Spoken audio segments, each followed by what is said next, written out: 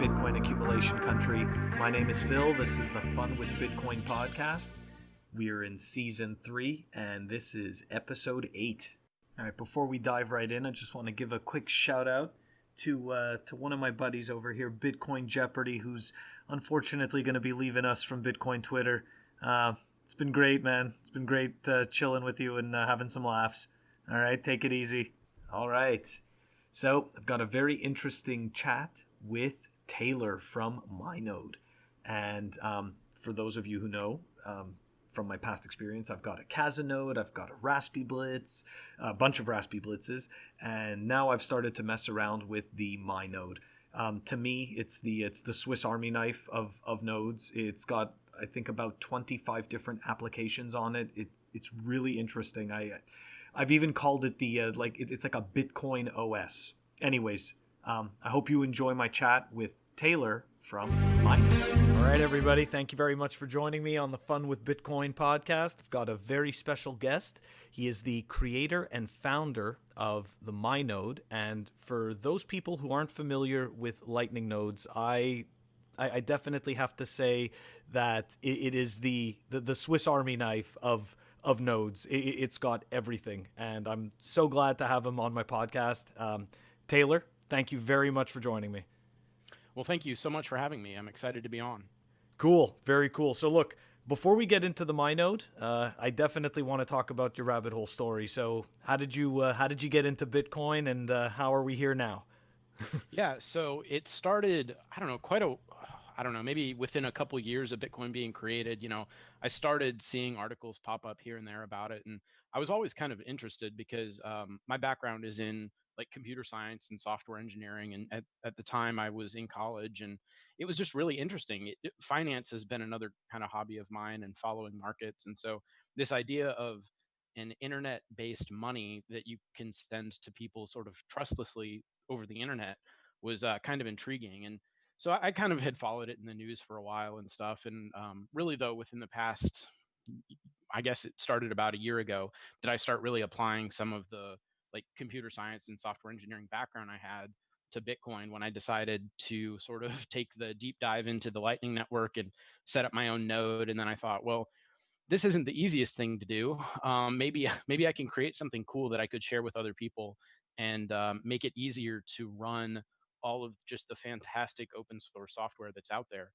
Um, the list of features on Mynode is just growing because so many people are starting to contribute to this space. But the one thing is, there's like a diverse background of people that care about Bitcoin and want to be interested in it, and they don't all have the same like software engineering or system administration skills that a lot of Bitcoiners have, but not all of them.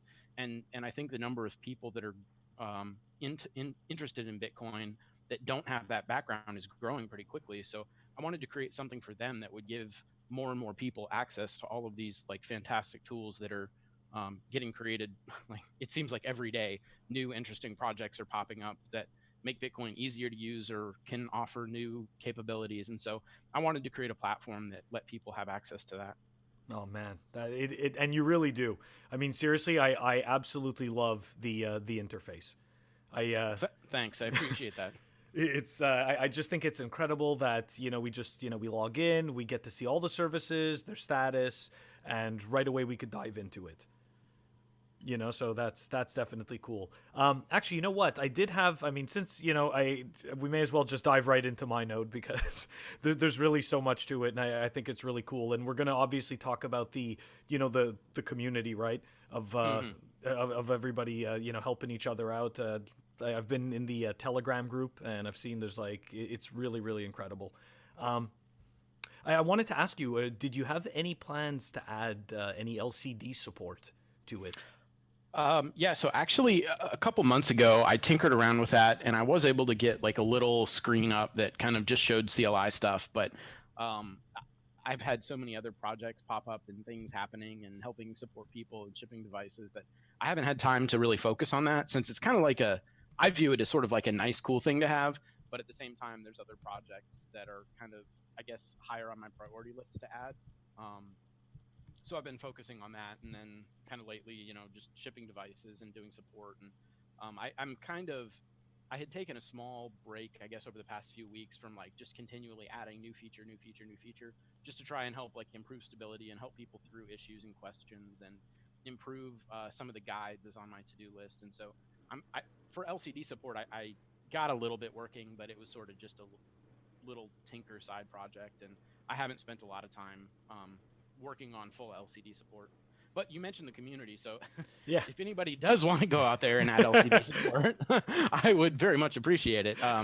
But yeah, the community has been absolutely fantastic, and that is probably the biggest surprise as I started this project. I mean, a year ago or so when I started it last February or March, for the first 6 months, it was pretty much just me tinkering around with stuff and trying to build a project. And I started a Twitter to share some screenshots and stuff, and people seemed interested.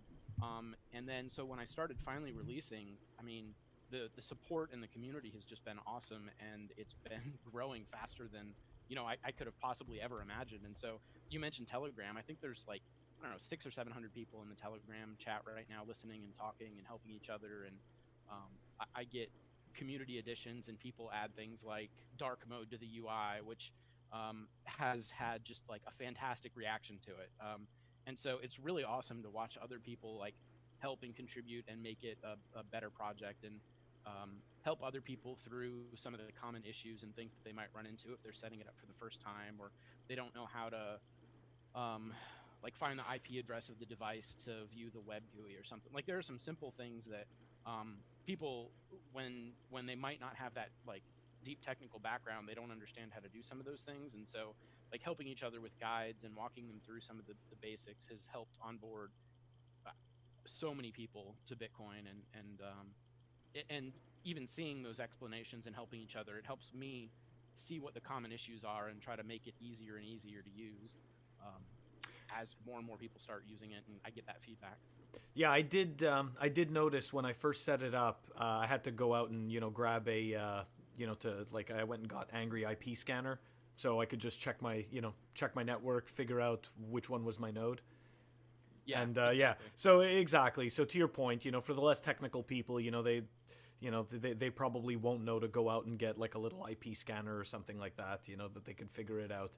But one thing I really like about your project is you have the one-click upgrade from the web UI, and I think that I know it may, people take for granted how easy things are today in software, okay?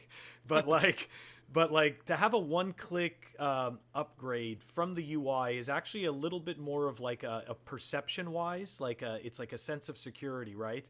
It's like I can do this easily. So right. I do like that a lot. Yep.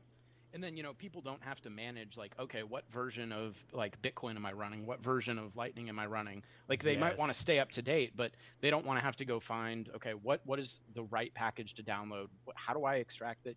They get to just go click that button, and then they can get up to date with the latest versions of, I don't know how many projects have been integrated, like 20, 25 or something, like Bitcoin projects, I think, or have been integrated into Mynode. And so just being able to like get so much value out of clicking a little button, I think people are really enjoying that. It's absolutely phenomenal. So you were saying before though that okay, so that LCD support isn't high on the list, which I totally respect and understand. It's look, it's a preference, and it is an extra, for the people that are building their own nodes, because you do offer the option to either purchase the node, purchase the software in a they could install it in a virtual environment, I believe. They can, yeah. And so that's probably one of the reasons that the LCD isn't high on my list, because of the devices that I do sell, none of them like they're all in cases that don't really have LCD support. And so since I don't actively sell that, it's been a few people have tried, and I think, like I said, I had a little bit of success, but it just hasn't been super high on the priority list. Yeah, exactly. And it's like I think they cost a minimum of like $22 for an LCD, so it jacks up the price, of course, of your node. Right. But okay, so what are the other? I'm curious, if you don't mind sharing, what are the features that you plan on adding? Because there's a lot already. Oh, yeah, right. I mean, there's a lot already, but there's also a whole lot more. So obviously, getting Samurai Dojo integrated is very high on the priority list, and I think that's getting very, very close. By the time the podcast comes out, maybe it'll be worked out and released. But that's going in a fantastic direction, working with Samurai on that. And so I'm really excited to offer that to people. That's been something that users have been asking for basically since Mynode was released. So I'm really excited to be able to provide that. Um, Joinmarket is also an interesting one. I have it. It's in Mynode, but it's CLI only right now. I kind of want to. I'd like to find a way to like bring that out and expose it via the user interface. It's going to require building a custom user interface, but that's something that I think users would be really interested in. Oh And yeah. then Coinkite released Bunker, which I've looked into a little bit, and so, or Yeah. maybe it's called CKBunker, but basically, it's a way to continue making multi-sig easier and easier by attaching like one of the like Coinkite hardware wallets to a device like a Mynode or something like that. And so, I haven't dug super into the details yet, but it looks relatively easy to integrate, and I just kind of need to work my way through it. And so that seems exciting, and like it has a whole lot of potential long term. And it was just released maybe 1 or 2 weeks ago, but when it was released, it immediately sort of jumped up to one of the top priorities just because of how powerful software like that seems to make multi-sig easier, which is sort of that's one of the things that I think is kind of the next big step in Bitcoin, getting more and more people comfortable with multi-sig. Oh yeah. I mean, that's probably what Casa realized. Maybe I don't know when they launched. I should know that, but maybe it No. was like a year or two ago, a couple of years Yeah. ago, when Casa started doing their thing, and it just seems like it will give people peace of mind owning Bitcoin and knowing that you know there isn't a single point of failure. So anything I can do on my node to help move that forward and make multi-sig easier is something that will jump pretty close to the top on the priority list. Yeah, and I think that you make a valid point about multi-sig. Um, the reality is that if you're not technical and you don't mess around with Bitcoin too often, multi-sig is very mysterious and scary. Oh yeah, absolutely. Like, and especially because you're messing with live funds. It really, I gotta say, like, I definitely didn't touch it for a very long time because I was just like, okay, you know what? Even though I'm technical, I really don't want to screw this up. Yeah, yeah, you're exactly So, right. Like it's very intimidating to set up and use, and so I think there's a lot of work we can do to make multi-sig easier and easier, so that it is not so intimidating, and so that people really kind of understand what's going on and they can see the benefits more so than the technical complexities of having to go set it up yourself. And yeah, so I think that's going to kind of be a sort of a frontier for Bitcoin over the next couple years, making that easier and easier. but to your as well, to your point, Kaza had figured it out, and actually that was my introduction to multisig, and Hmm. and and they definitely did make it easy, you know. Right, right. So yeah, so I mean, like, it's like, so to your point, I mean, it's coming along, and eventually, I think we're gonna get to the point where a person's gonna simply just check a box, and it's going to be enabled. You know what I mean? And they'll simply have to provide a couple of pieces of information, and that's it. So it's very interesting, and like once we get to that point, I think a person doesn't feel the rift, right? Like, I think that's part of the challenge that we have right now is that when you go and use Bitcoin, you go and use Lightning. There's there's a rift between the experiences that you have in everyday commerce compared to that. Yeah, exactly. So do you ever get any questions about, because the one thing I never checked out on the Mynode is like fault tolerance, right? Like, is there some easy way for people to back up their channels and restore them or anything like that? Yeah, so there's a couple things built in that make that relatively like secure and safe, and there are backups, and it is possible to restore things. So let me walk through that real quick. So basically, a Mynode device for people who have not set one up or um, have different devices or whatever, or just run Bitcoin on their PC. It is effectively a small like they'll call it an SBC, like a single board computer, which can be a Raspberry Pi, it can be a Rock 64, it can be a Rock Pro 64. There's several device types that I support with Mynode, and attached to that is an external, like USB attached hard drive. So there are really two locations to store data on that device. One is the like internal storage, I guess, if you're thinking about it that way, of the SD card. So there's a little SD card that's stuck into the device itself, and then there's the big storage, where the blockchain is stored and all in the Electrum databases and all that kind of stuff that takes a whole bunch of space. So that's all stored on the external hard drive. Well, for the critical files, like some of the Lightning Wallet things and the static, the channel backup files and things like that, they are all actually stored redundantly. One, there's a copy that like LND uses that is on the hard drive, and then as it changes, a backup is automatically made on the SD card. So that enables a couple cool things. In case the hard drive ever like totally fails on you, the important files have a backup that's stored on the SD card. And if you ever have something go terribly wrong, I hope not, but if something ever really does go wrong with the SD card and the SD card fails, well, there's still a copy on the hard drive. So there are two copies of the important files like that. And via the Mynode like user interface, what you can do is if you're ever creating a wallet, it'll say like, oh, do you want to create a Lightning wallet from a seed phrase? And here you can attach the channel backup file, and it'll go use that and well, back up your channels. Although that's a bit misleading, and I think quite a few people have been confused.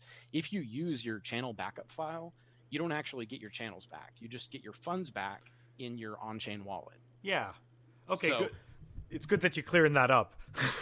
Yeah. So I think, I mean, even myself initially like read the title and was like, oh, that's cool. It can back up my channels. Well, I mean, it can recover the funds from your channels, but it's not like a full backup of the current channel state, which would, I guess, change a lot more frequently. Yeah, we'll probably end up having that when Watchtowers is regular implementation. Yeah, I think, like so. But I mean, you know what? All people really want are their funds back anyways. So. Right. I mean, right. Of course. That is the most important thing. But I mean, if you're someone out there that has like 100 or more channels open, you don't really want to go spend the funds to reopen those channels. That's true. It is a negative, I guess, in that you don't get your exact channel state back, but it's way better than nothing. I mean, like it's better that you get the funds back than you don't get anything back. And you have to set your channels back up, but I mean, it still should be a rare case that something like that happens and you have to go use your channel backup. Yeah, I agree. I unfortunately, some of the earlier nodes that I had set up, I bought some cheaper hard drives, and they failed pretty quick. So yep. Yeah, that could be a problem. I wasn't using a Mynode. That's when I that's one of my Raspberry Blitzes, because I have I'm at this point I had 10 nodes at one point, but unfortunately some of them have died. Yeah. So, but I was able to get my funds back. Well, that's good. That's good. Yeah. And so actually, the best way to handle that though is that in the Mynode user interface, like the web interface, there's a button that you can click that will like download a copy as well. So you can keep a copy of that channel backup file on your computer. You would need to keep it up to date every time you open or close a channel. You'd have to go download it again, but that would help even more and provide a third copy of that file. So you're even more protected from losing any sort of funds. That's fantastic, seriously. Mm-hmm. Because like that's something that's definitely something that I found a little challenging, regardless of the node type, is the when you have a type of failure and you want to get your funds out of Lightning. So right. It's it can definitely be challenging, but yeah, it can be. But I'm hoping that like with the web interface that Mynode has and with the options that it provides in a much easier to use interface, I think hopefully people can kind of understand that and help keep their funds safer than they would have otherwise if they were just sort of like running it on a like command line, like a Linux terminal interface that they created and they spun up a little VM or something. So the device itself and the SD card and the hard drive and downloading it should provide some redundancy and help people be a little bit kind of safer with their funds. Cool. Do you have a custom shell for the Mynode yet? I don't personally have a custom shell yet, but there might be some things coming relatively soon regarding some different shells and some different 3D printed cases. I know a lot of people have been interested in that, and so I guess I'll go ahead and tease it. I'm looking at offering sort of a higher end device that is hopefully going to have Awesome. that it's going to have a 3D printed case, and I'm hoping, of course, the coronavirus and things have actually slowed down shipments, so it's been delayed a little bit because shipments coming out of China are not going as quickly as probably most companies in the United States and the rest of the world would have hoped. But yeah, so right now I'm looking at creating a slightly higher end device. It would obviously have like a solid state drive built in, and it would have a 3D printed case as well. And then I'm looking at also kind of rearranging the way the Mynode 1 and the 1 Plus are sort of shown and displayed on the website. Okay. I kind of want to offer a little bit more flexibility, so people can go in and say, okay, well, you can buy a device, but like, how much RAM do you want? Do you want a solid state drive? Do you want a hard drive? And then of course, like you could sort of customize it yourself. If you want to go like low end, less expensive, you could do that. If you want to go slightly higher end with some solid state drives and things, you could do that as well. And then that way people have a little bit more customizability in what they're ordering. And so I'm looking at rolling that out relatively soon. And then the higher end device that would by default come with a 3D printed case. Hopefully I'm looking at maybe launching in the next month, but that's kind of up in the air depending on like where shipments and things are. Oh, wow. Okay, cool. What about I was also thinking, what about a hardware wallet? Did you look at that stuff yet? Because like, I mean, it's just, I love the interface that you have. So I'm feeling like you can do a whole lot of amazing things. Yeah, so I'm not looking at a hardware wallet right now. There's a lot of like fantastic options out there, and I feel like whatever I would potentially offer might just be kind of noise. And so what I really want to do is, of course, encourage people to use hardware wallets, definitely, but by the Mynode device being able to run like an Electrum server and some of these other things that can help share the Bitcoin status like privately within your own home network, I want to enable people to use their hardware wallets and not have to go connect back to either that company's servers or like just open on the internet Electrum servers or something. And that way they can verify their funds that is on anyone else's hardware wallet. Hopefully they could verify their own funds by taking those keys and then like querying address information on their local node and not have to sort of leak any of that information about their keys or their addresses to someone on the internet. Oh, okay. Cool. So I mean, besides the Mynode project, what I mean, like, are you doing anything else in the Bitcoin space, or is this just tying up all your time? Because I feel like even though you have a community and everything, I still feel like you're a one-man show here. Yeah, pretty much. It does take a lot of my time. I mean, I still do have a day job that I really enjoy. And actually, I was listening to your like intro first podcast. Oh I gosh. guess that where you talked a little bit about yourself, and so I thought it was kind of interesting because it sounds like you have a background in networking. Is that true? Yeah. Like network administration. Yeah. Cool. No, I thought. Well, anyway, so I thought that was really interesting because my day job is for like a telecom vendor. Like we supply like hardware and networking equipment to like service providers and things. And for a while, I've actually been thinking there's a couple interesting parallels between like new network design and the way Bitcoin works with redundancy and things like that. But that's a totally different topic. Oh, absolutely. And I actually, I don't even remember anymore. That's amazing though that you checked out that website, that episode. I was still shitcoining back then. I was still like I was a Bitcoiner, but I was still completely confused. So yeah, right. So I apologize, but yeah, no, I ended up switching. I ended up specializing and moving away from network administration because we just like the job market where I was just completely dried up, and at the time I wasn't working remotely, so I ended up moving into access control, which has to do with like keyless entry systems and stuff like that, but for corporations and whatnot. Right. Okay. So awesome. Yeah, so it's got nothing to do with Bitcoin, but we do have a shitcoin integration. Um, with civics, I always like to shill that garbage shitcoin, and let everybody know that that's complete crap and that nobody needs it and it doesn't require a token for what it does because all it is a database in the background. Exactly. Yeah. So Yeah. I just, it's true. I mean, I kid you not. The application itself. It's an API that connects to a database, and there's absolutely no token use needed, required, nothing. So Yeah, exactly. It seems like I don't know. When I look at it, it just seems like so many tokens are solving the problem of a database, and then they call it distributed, and it's like, well, it didn't need to be. Like there's literally no reason for it. So exactly. yeah, So, yeah. so let me ask you this about your Bitcoin journey, because after the rabbit hole story, we got right into the Mynode stuff. Hmm. So, I mean, like it sounds to me like you came at it completely from the technical aspect. Like, are you? I mean, there was a little bit. I heard you mention some finance, but were you ever into like Austrian economics without even really knowing it? Because a lot of people I find didn't even really know that they believed in that, and then it turns out you do. Yeah, yeah. So that's interesting. I had no idea at the time that it was called Austrian economics, but yes, I when I started like doing more research into Bitcoin, I realized that this is really cool because it is a store of value, and via like sort of the consensus mechanisms built into Bitcoin, there is a hard limit. And I thought that was sort of intriguing because if you look at like every other monetary policy on the planet, it's sort of based on inflation, and inflation is primarily based on some like government entity that decides, okay, like how much money do we want to print, right?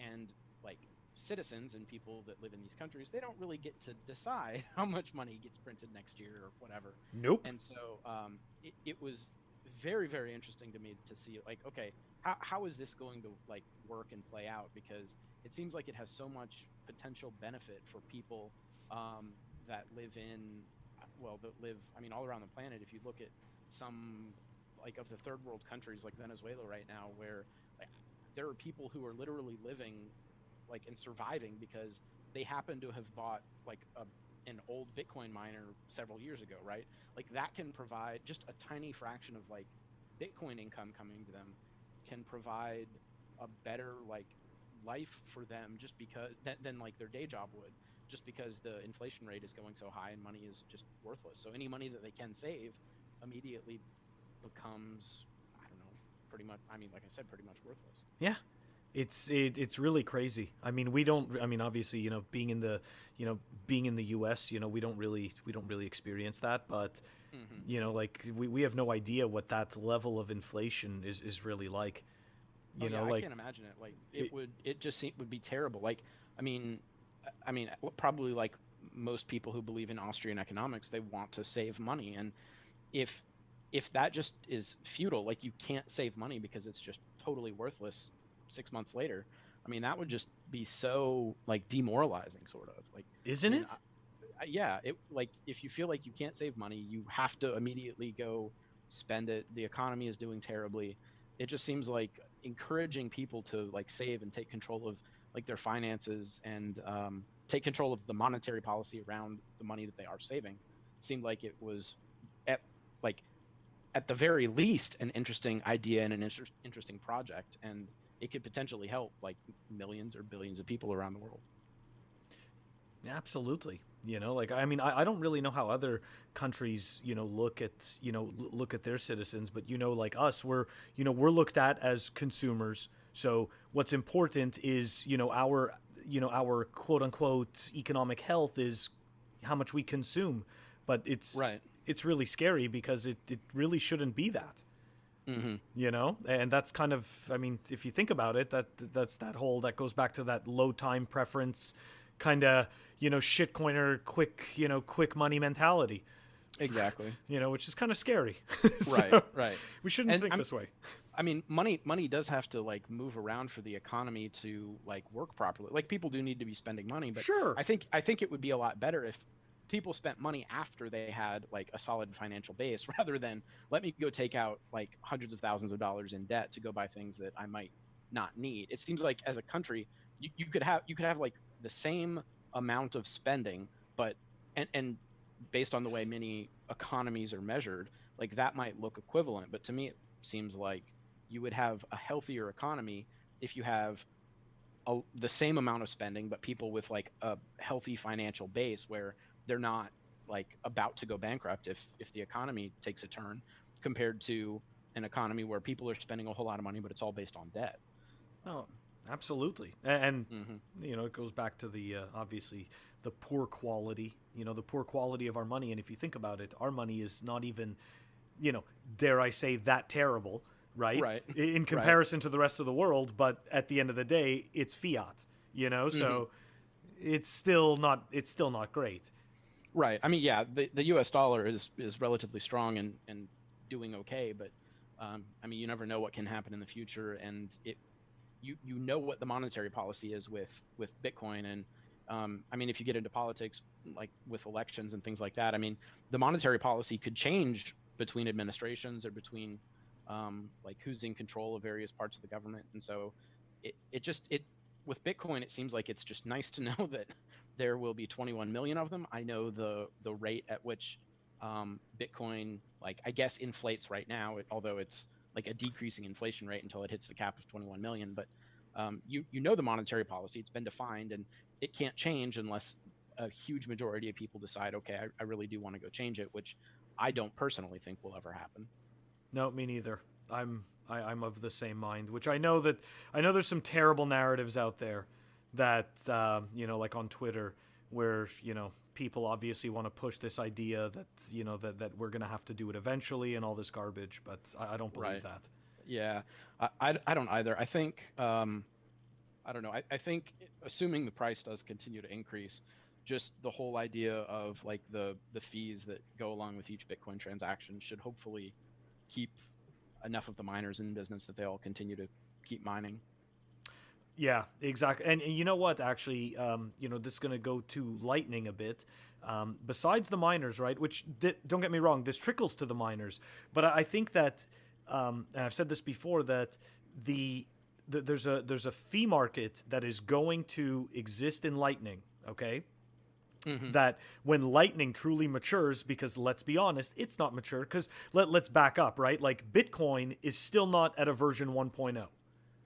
Right. Like let's be honest, like, Bitcoin is not at a version 1.0, and look at what we're doing with it and look at what it's doing.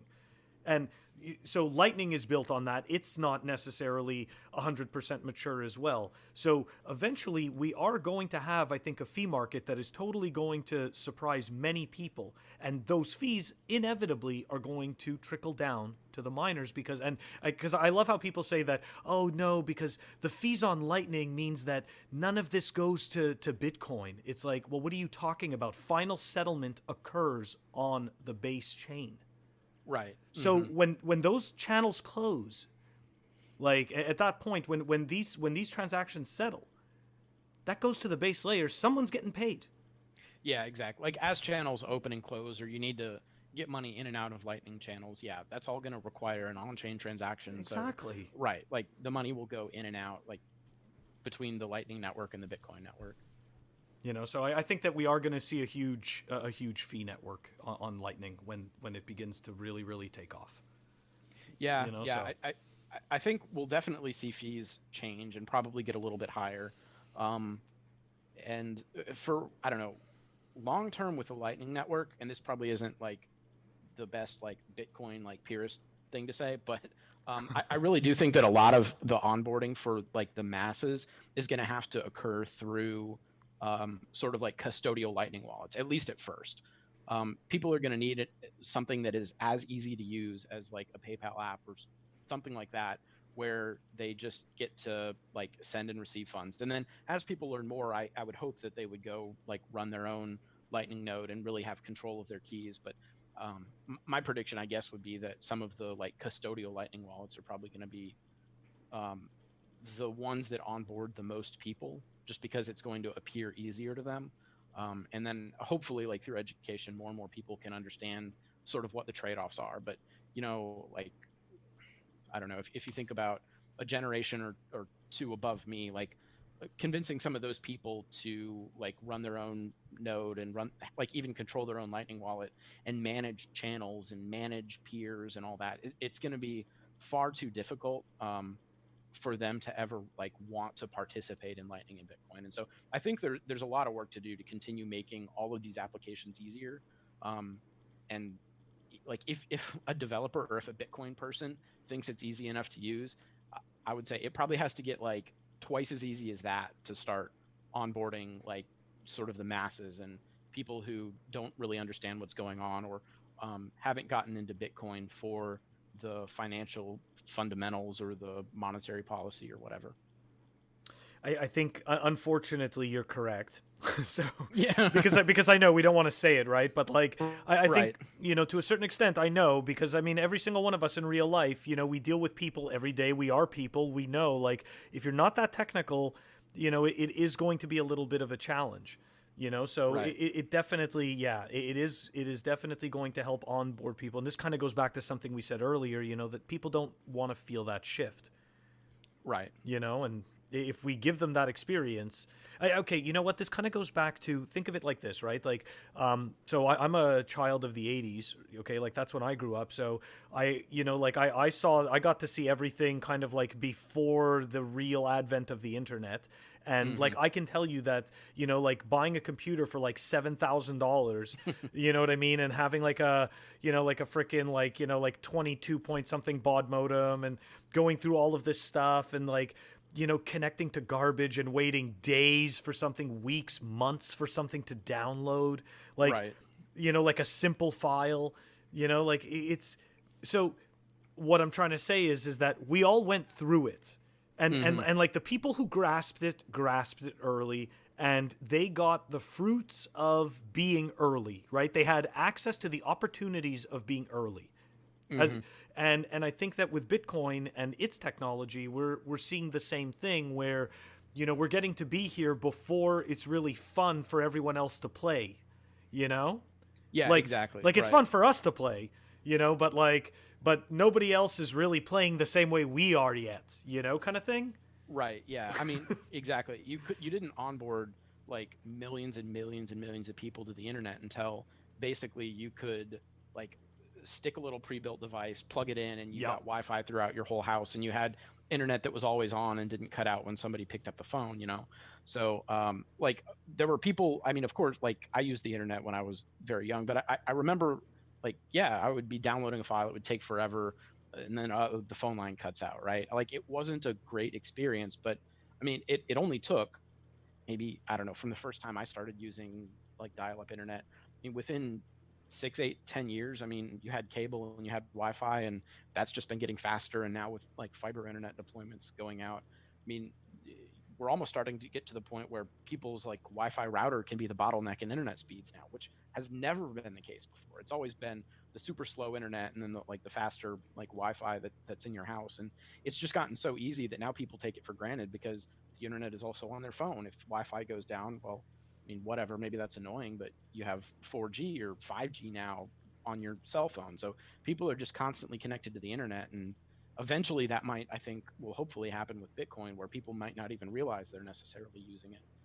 Just like people take the internet for granted now. Like every app on your phone connects to the internet, but I remember when you have to, like, there was only one program on your computer that would connect to the internet, and that would be Internet Explorer, and all the rest were applications that had already been downloaded, and you could just use them. But now people take the internet for granted, and every single application needs to communicate via the internet. Yep. And to your point, I look forward to the day where we're taking Bitcoin for granted. We're just using it and Right. we don't even know. Right. So, Taylor, do you have anything that you want to say to the listeners while we wrap up? Yeah, I've touched on it a couple times, but I just want to say like thank you to the community out there. I mean, it's just absolutely fantastic, and the project has grown faster than I could have ever imagined, and I'm really thankful for that. And people do all kinds of things that help out, whether it's just hanging out in the Telegram chat room and helping people, or talking about cool new projects, or contributing code to Mynode. I mean, there are just so many ways that people can help that I really appreciate what they've done, and I hope that community can continue to grow, and that Mynode can keep growing and continue being a success. Cool, man. I really appreciate you coming on my show. It's Yeah, awesome. thank you. I hope you guys enjoyed my chat with Taylor. The contact information for Mynode will be in the show notes. So will a link to the website. And if you want to contact me, as always, on Twitter or Telegram, I'm at Coinicarus. If you want to shoot me an email, I'm coinicarus@funwithbitcoin.com. If you guys want to support the show, go head on over to moedarags.com, click on All Clothing, and Fun with Bitcoin Podcast. Catch you all next time.